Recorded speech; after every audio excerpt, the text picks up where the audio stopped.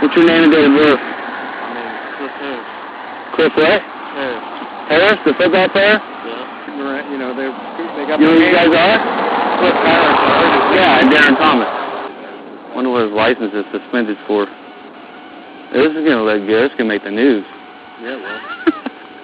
And as you can see from this mugshot right here, yeah, I don't even know what to say about it, man. It's just sad. To see anybody look like this, I can't help but have sympathy for him. And I don't really know how it got to this point, but it got to it.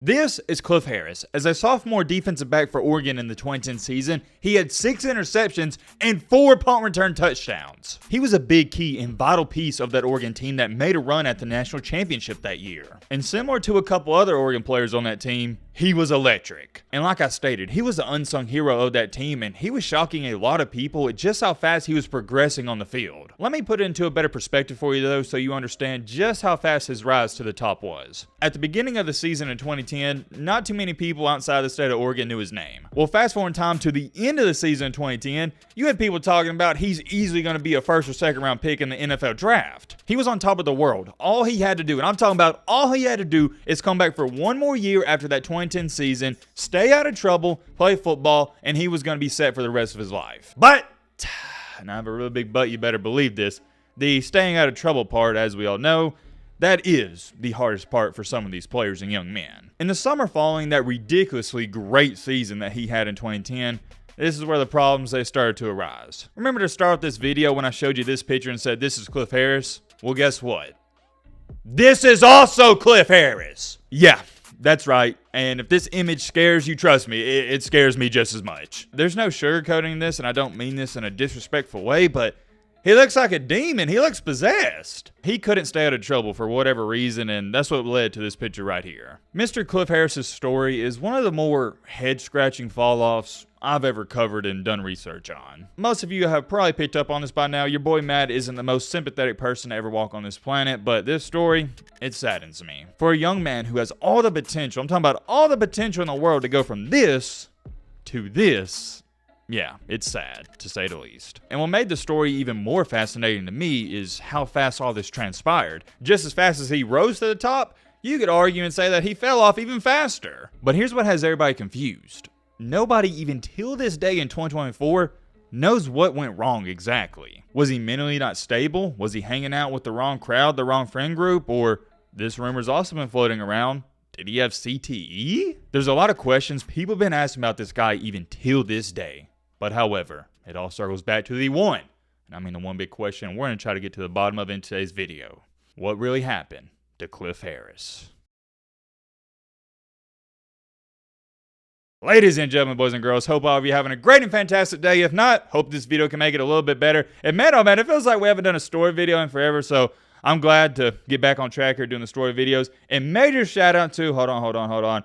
I lost the comment here. Major shout out to, oh yeah, I got the comment right here. I believe it's Anthony Roberts. If I'm saying that wrong, I do apologize because I see it's got an I there. I haven't seen Anthony ever spelt that way, but he stated, do a video on Cliff Harris, Oregon, 2010 season. He has 6 INTs, a pick 6, and 4 punt return touchdowns. Big shout out to my man Anthony for recommending this video because when I saw the comment, I was like, I've heard that name before. So I did some research, and immediately when I started doing my research, I was like, oh yeah, this is going to make for a good video. Super excited to get into this one. You guys are in for a treat. And also, major shout out to C-Bands for super chatting $5 on one of the previous story videos as well. Completely unnecessary, but greatly appreciated. That money that ever gets donated or super chatted into the channel just gets reinvested back into video equipment, microphones, cameras, software, etc., etc. C-Band stated, love the videos, Matt. Thank you, I appreciate it. Please do a video on Trayvon Boykin from TCU.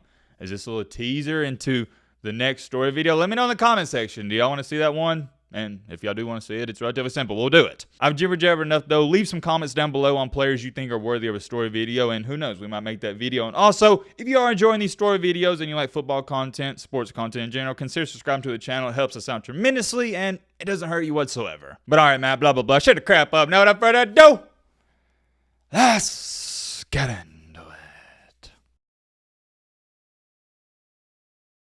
Woo! Man, oh man, we got good old Cliff Harris. And come on, man. You already know, to get into Cliff Harris' story, we got to throw it all the way back to where things started. Cliff Harris played his high school football for Edison High School, which is located in California. And at this high school, this is where he was an absolute stud. He was ranked as the 54th best overall player in the nation, 7th best cornerback, and 4-star recruit. Not too shabby. Wasn't one of the most sought after cornerbacks you're ever going to see, but all the big time schools around his area, they were offering him, and one of those included Oregon. And there's not too much to say for his high school days and recruiting process because it's relatively simple. Played his high school football out in California, Oregon offered him, and going to Oregon, that's still on the West Coast, so it made a ton of sense to go there, and that's what he did. He gets to Oregon in 2009, and as a freshman, this is where he immediately saw playing time. In 8 games as a defensive back, this is where he had 1 interception and 19 total tackles. And he had your stereotypical freshman year, not some big-time hotshot baller, but he's getting his feet wet. Fast forward time into the 2010 season, this is when everybody across the country was like, wait a minute. Who is this Cliff Harris guy? He's going off. As a sophomore, in 13 games played, he had 33 total tackles, and that's not going to jump off the board at you, but here's what will.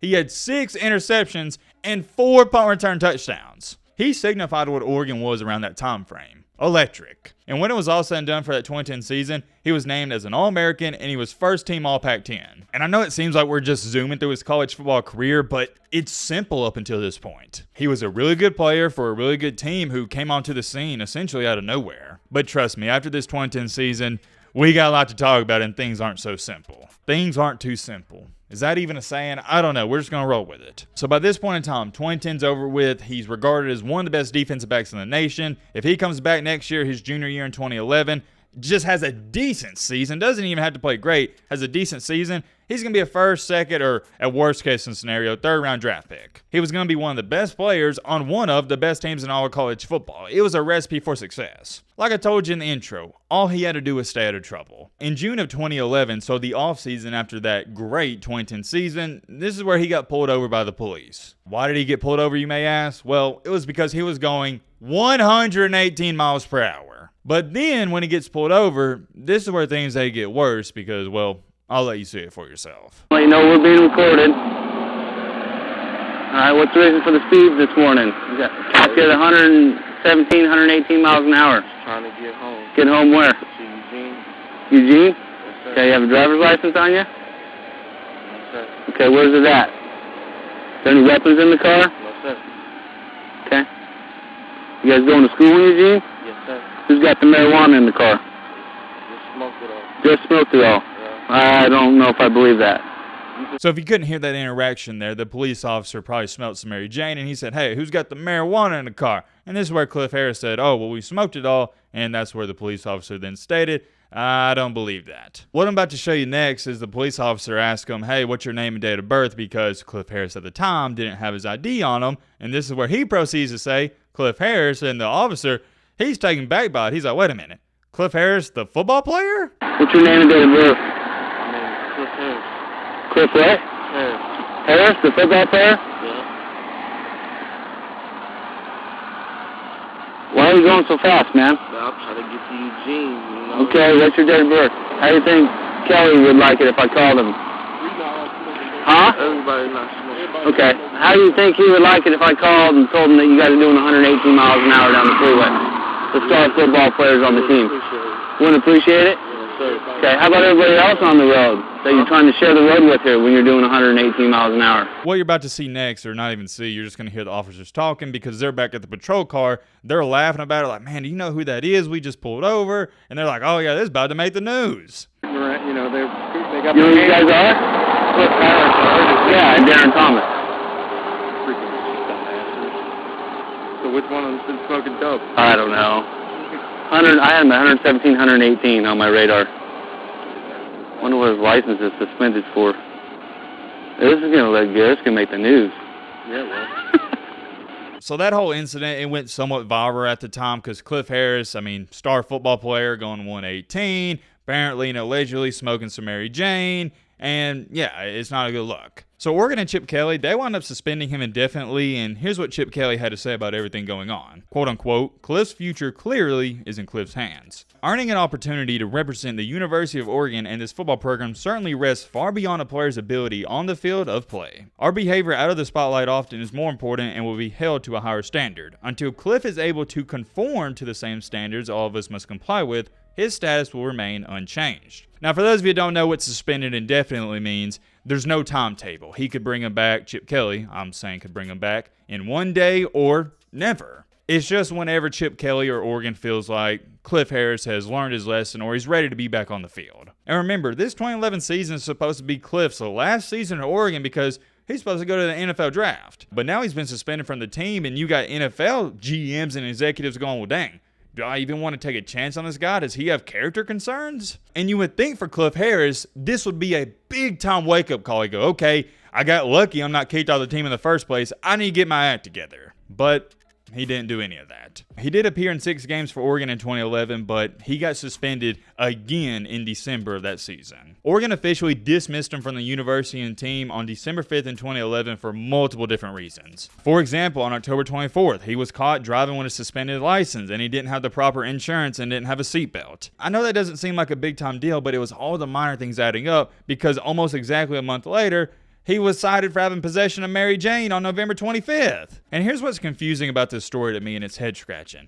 He didn't have any of these problems until after he had a breakout season. So it's leading me to believe maybe he thought he was on top of the world and he was invincible and rules didn't apply to him. That's my only assumption. Or maybe you could say he was doing all this stuff before, he just didn't get caught, but I don't really like that one because I'm sure he would have got caught before. Or now that I think about it, it could be a combination of both. Maybe he was doing some of these things, but not at the level he was doing them after the breakout season. You see what I'm saying? I don't know what it could have been, but here's what I do know for a fact. He got kicked off the team, and Chip Kelly was like, yeah, enough is enough, you're gone. Which is unfortunate, but as a head coach, you got to make tough decisions like this. I don't think it was easy to kick him off the team. I don't think Chip Kelly wanted to do that. And I really don't blame Chip Kelly for kicking him off of the team because he gave him multiple chances. He got pulled over in the summer, suspended him indefinitely, brought him back. Then he got pulled over again for the suspended license, brought him back, and then he got caught with the Mary Jane. So he gave him 3 chances. So let's take a look at where we're at in our story. Cliff Harris went from,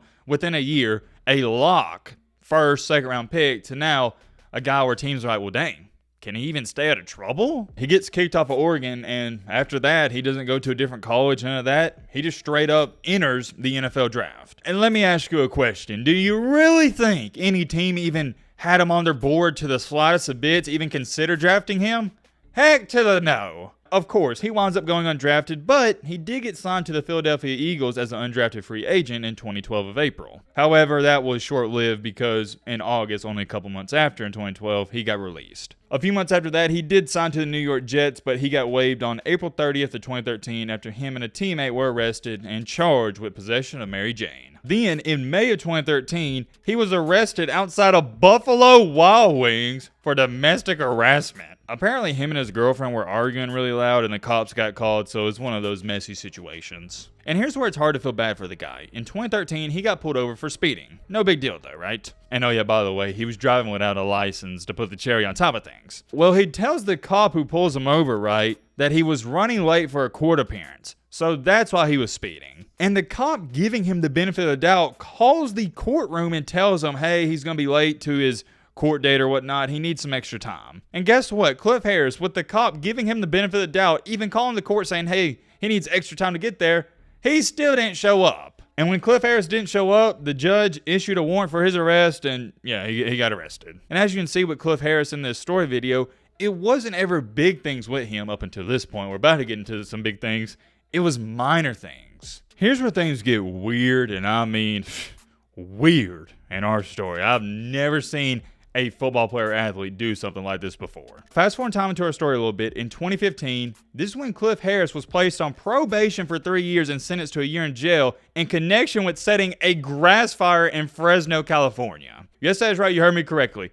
Cliff Harris set a grass fire in Fresno. I don't even understand. What is the purpose of that? What do you gain out of that? But here's where things get interesting. A psychiatrist that was working for Cliff Harris told the Fresno County judge that he had CTE. What about that? And we'll talk more about that at the end of this video. A little foreshadowing here. And I guess you could say the judge agreed with it because they ordered him to take medication for it. Well, not too long after, only a year after, a matter of fact, this is where Cliff Harris got arrested yet again. This time he got arrested for something that was way worse. On November 15th in 2016, around 6:30 p.m., reports were coming out that there was a quote-unquote disturbance at a party supply store. Come to find out, Cliff Harris was the disturbance because he broke in. The cops show up and this is where they arrest Harris for theft, possession of a controlled substance, and possession of paraphernalia. And as you can see from this mugshot right here, yeah, I don't even know what to say about it, man. It's just sad. To see anybody look like this, I can't help but have sympathy for him. And I don't really know how it got to this point, but it got to it. It's awful. And he was getting clowned for this all over social media, and his mom, she was taking up for him. Here's what she stated. Many of you will laugh, mock, and make jokes, and it's okay if that's what you want to do. Regardless of Cliff going through one of the hardest times of his life, regardless of him fighting through all of the demons that's trying to destroy him, and regardless that he never became that NFL lockdown corner in all caps, he will always be my son. You can even see from his mom there that she even recognizes, yeah, he is somewhat of a disappointment, and he let down himself because he was supposed to be that NFL lockdown corner, the first, second round pick. And when I say he's a disappointment, I'm not trying to throw some jabs at him. I'm not trying to kick a man when he's down. That's just reality. He was a disappointment. And ever since this mugshot you're looking at right here, Cliff Harris, well, he hasn't exactly turned his life around. He's been in and out of prison ever since. And I know in a lot of these videos I say I don't have any sympathy for these guys that just straight up and blatantly ruin their career because there's nobody to blame outside of themselves. And it's the same case and scenario here. The only person to blame and the only person that stopped Cliff Harris was Cliff Harris. But when I was doing all my research and gathering information for this video, I couldn't help but have sympathy for him and feel bad for him after seeing that mugshot. Because I keep thinking about it, I'm like, man, that is somebody's kid. That was somebody's son. Or not was, my apologies, but is somebody's son. And it goes back to what I've learned as I've slightly matured and gotten older in this life, that people, they're just wired differently. It's a shame, it really is, to see somebody go out this sad, and I can't help but think, since they've brought it up, what if he did have CTE? I think there's a good argument for it. And I'm not saying he did, maybe it's a lousy excuse, but I'm just saying, what if he did? And all my younger athletes watching this video, if you can take anything away from anything I say in these videos, just please listen to this part. It is good to learn from your mistakes. It's awesome. But it's even greater to learn from others. And I don't care what anybody tells you. I firmly believe this. It ain't that dang hard to stay out of trouble and not do drugs, etc., etc. However, this story goes to show and prove, if you start going down that dark path, you can end up like this. And Cliff Harris, I hope you turn around, my brother. I'm rooting for you, and I'm wishing you the best of luck. There's many more things I could say. Win it off here. Let me know your thoughts down below. But Roman